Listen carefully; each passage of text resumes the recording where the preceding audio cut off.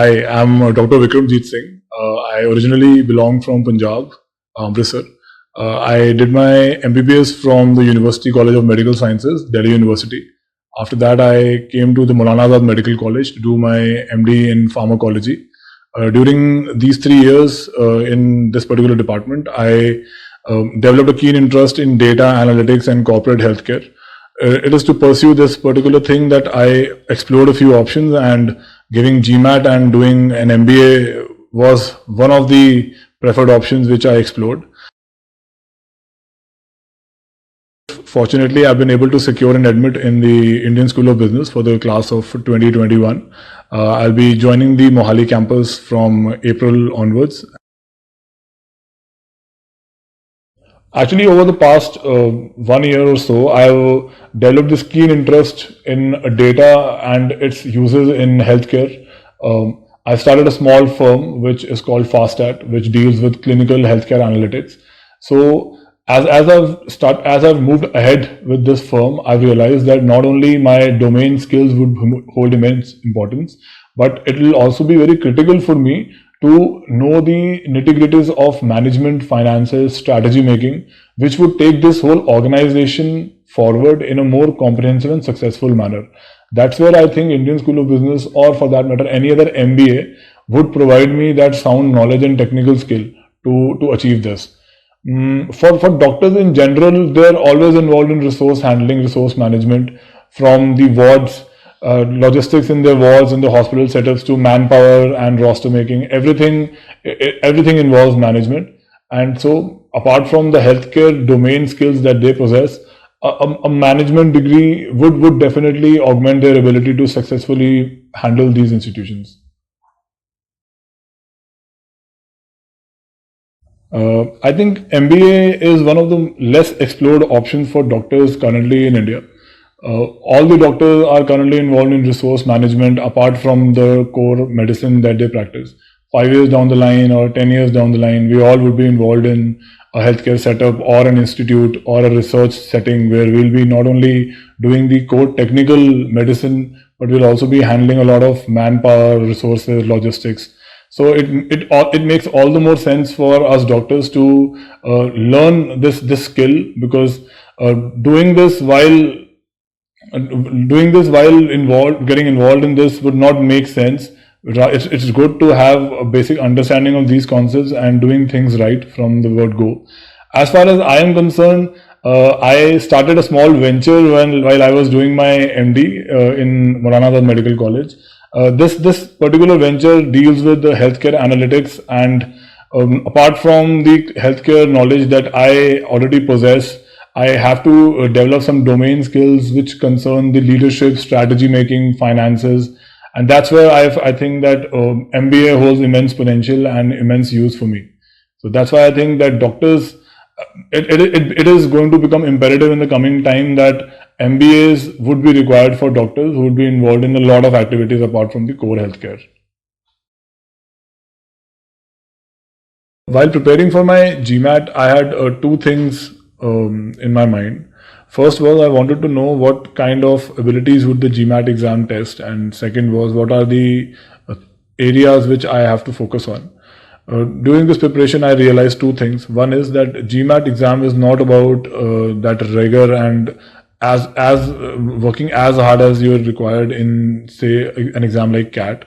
So GMAT is more about the street smartness. It's more about presence of mind. It's more about knowing when not to do something and knowing when to give up. So one important thing which becomes very critical in GMAT is the time management. You have allotted time, and beyond which GMAT penalizes you heavily if you cross that limit. So manage not only knowing the question, knowing the answer, or the ability to do that, but also to do that in a given time frame is something which characterizes this exam. This is something which would come by practice. Not like doing thousands of MCQs the way we are trained to do in our entire academic career, but to ensure that the concept that we build over time, it comes at the required necessary speed, so that we are able to crack it in the given time limit. One of the important strategies during the GMAT preparation was that equal emphasis has to be paid on quantitative and verbal. In the initial days, whenever you will start preparing, you will figure out what is the strong section and what is the weak section. Important thing is to focus on the weak section first, because a good score in your strong section might be hampered very badly by an average score in the weak section.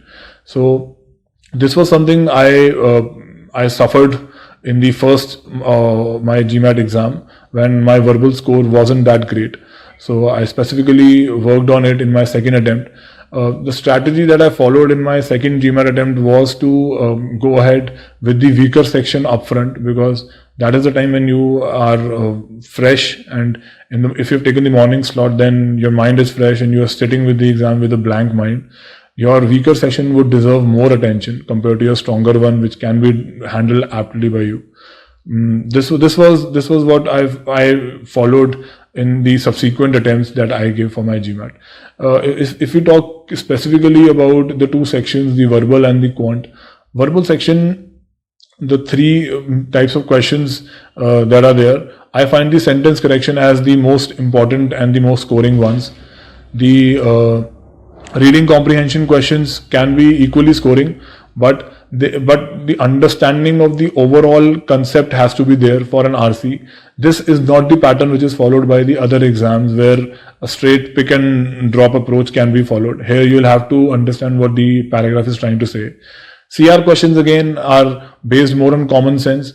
A lot of us would initially I used to get confused because of the technicalities of the points which the CR questions were throwing at me.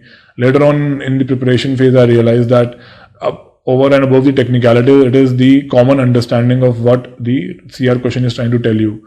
So try and maintain your calm and let the common sense persist while you are addressing such verbal questions. In the quant, I am not having that mathematics background for the past 10 years. So quant was initially a bit of a trouble for me, but going ahead with the practice, maths is always about practice. So developing these concepts using good practice materials, official guides, and whatever help that you can garner from. So these things would keep you constantly in touch. One of the most important points which I figured out of late was that studying for 8 hours one day and then not studying for say 4 days would not benefit much in such an exam, where say a 2-hour study every day would be much more beneficial. So this was my strategy. AWA and integrated IR, the sections, these can be handled very easily if you have a thorough understanding of verbal and quant. Some structuring in the essay writing and the analytical writing part, the AWA, is needed, but this is not something which any candidate needs to worry about.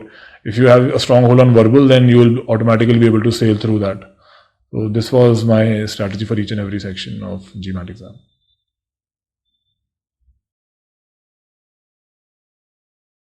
I've done all my GMAT preparation using EduShastra. They have helped me sail through this whole process very conveniently. Some of the few things which actually drove me to EduShastra and have made me stay here for this period is that apart from the small batch size which they provide and the tailor-made flexible study solutions that they offer, one of the most critical points that they offer is that it is a very student-centric approach, where they're not following a one-size-fits-all model. They're following a model where every student would be given a chance to explore initially what are the strong and weak areas, and then accordingly you'll have personalized modules created for addressing those weak areas.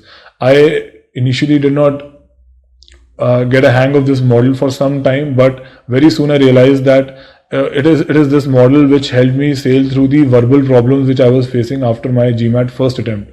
I managed to do fairly well in my second GMAT attempt, partly because of this model, where I was made to sit for personalized sessions with Mr. Hassan, who is the verbal faculty here.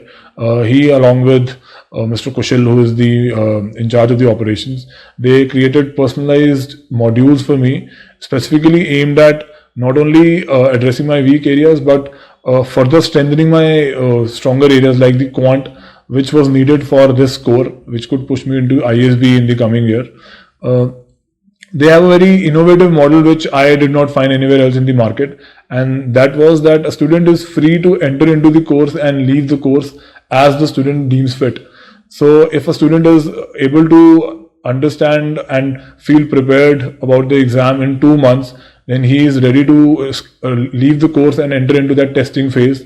But if for example, a student like me who is not able to grasp some concept in a desired time, then I can stay on in the course till my concept is clear and I feel confident about it, and then I'll move into testing phase.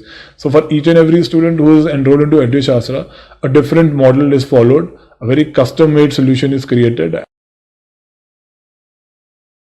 I chose to follow up with EduShastra for my application process also. I've written 2 essays for ISB this year, and they were highly personalized essays which made me focus on what I am and why I belong to ISB there. This particular thing came from my entire training in EduShastra, because that's what EduShastra has been doing. It has not only been teaching me the technical skills needed for the GMAT exam, but it has also been trying to make me aware of the strengths and weaknesses that I have. These things helped me write those essays in a more personalized way, so that I could put forward my personality in front of the admissions committee. In the interview phase, I gave a few mock interviews with the faculty who was arranged here. My interviews were not as per expectation when I sat in EduShastra Center, but on the day of interview, I realized that the doubts and the issues which were raised during the mock interviews, they had to be sorted, and after sorting them, I could come out of the interviews with performing up fairly well. So I think I'm really grateful to EduShastra for helping me all throughout my preparation for GMAT. So my closing message would be that all the people who are planning to give GMAT, they need to focus on one thing, and that is street smartness. Time is more important than concepts and getting the questions right here. If you are able to manage time, you will be able to sail through this exam. Obviously, clarity of concepts is needed, but maintaining your calm and making that common sense prevail in the exam would be the key on that day.